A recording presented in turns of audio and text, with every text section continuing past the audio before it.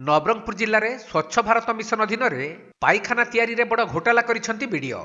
ଏପରି ଅଭିଯୋଗ ଆସିଛି ଝରିଗା ବିଡିଓ ଦେବେନ୍ଦ୍ର ବାହାଦୁର ସିଂ ଧରୁଆଙ୍କ ବିରୁଦ୍ଧରେ, ଯାହାକୁ ନେଇ ପିସିସି କାର୍ଯ୍ୟକାରୀ ସଭାପତି ପ୍ରଦୀପ ମାଝୀ ଏକ ସାମ୍ବାଦିକ ସମ୍ମିଳନୀରେ ନବରଙ୍ଗପୁର ଜିଲ୍ଲାରେ ହୋଇଥିବା ପାଇଖାନା ଦୁର୍ନୀତିର ଗୁମର ଖୋଲିଛନ୍ତି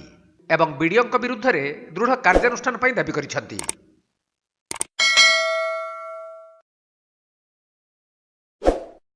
323 कोटी 83 लाख टंका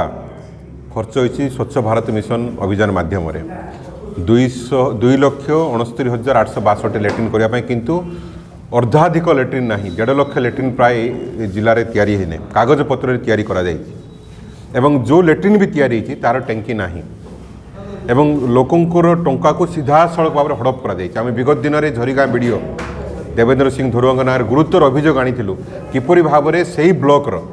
31 कोटी टंकार 20 कोटी टका हड़ माने आत्मसात करजे 5 कोटी टका खाई ये भाया जना पड़ी नवरंगपुर जिले में 200 कोटी टंकार स्वच्छ भारत मिशन टंका को आत्मसात करी सरकार तुरंत कौन से पदक्षेप न नियंती जो अधिकारी माने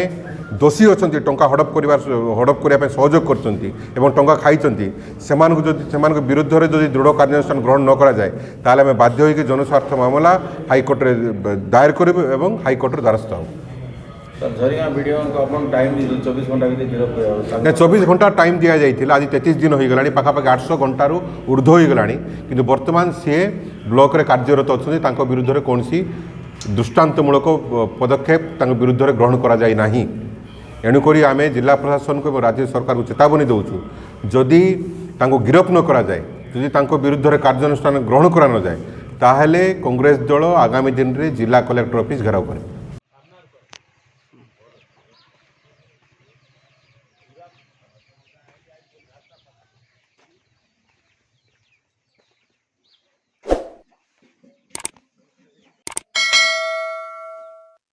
नवरंगपुर जिला उमरकोटरू कृष्णा साहू रिपोर्ट कोणार्क लाइव।